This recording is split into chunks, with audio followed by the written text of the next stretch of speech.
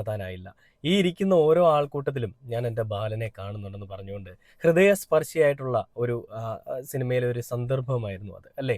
അപ്പോൾ ആ ഒരു സിനിമയിൽ മമ്മൂട്ടി സിനിമയുടെ ഒരു കഥാപാത്ര പൂർണ്ണതയ്ക്ക് വേണ്ടിയിട്ടാണത് ചെയ്തതെങ്കിലും അന്ന് മമ്മൂട്ടി എന്തുകൊണ്ടാണ് ഇത്രയും തീവ്രതയോടുകൂടി ആ ഒരു കഥാപാത്രം ചെയ്തതെന്ന് നമ്മൾക്ക് പലർക്കെങ്കിലും തോന്നിയിട്ടുണ്ടാവാം.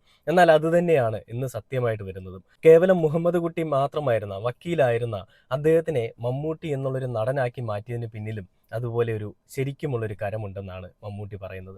നമുക്കറിയാം, ഹോർത്തൂസ് എന്ന് പറയുന്ന മനോരമ സംഘടിപ്പിക്കുന്ന ആർട്സ് ആൻഡ് ലിറ്ററേച്ചർ ഇവന്റ്, അതിൽ ഹോർത്തൂസ് എന്ന് പറയുന്ന പദ്ധതിയിൽ അല്ലെ പരിപാടിയിൽ ഇനോഗ്രേഷൻ വന്ന സമയത്ത് കൊച്ചിയിൽ വെച്ചിട്ട് മമ്മൂട്ടി പറഞ്ഞൊരു കാര്യമാണ്. അതായത് എനിക്ക് എൻ്റെ ഈ പേരിട്ട് തന്ന എൻ്റെ സുഹൃത്ത് ഇവിടെ ഉണ്ട്. മഹാരാജാസ് കോളേജിലാണ് ഞാൻ പഠിച്ചത്. മഹാരാജാസ് കോളേജ് എന്ന് പറഞ്ഞു കഴിയുമ്പോൾ തന്നെ എനിക്ക് ഒരുപാട് ഓർമ്മകളാണ് ഓടിയെത്തുന്നത്. മഹാരാജാസ് കോളേജിൽ വെച്ചാണ് എന്നെ ഞാനാക്കിയതെന്നും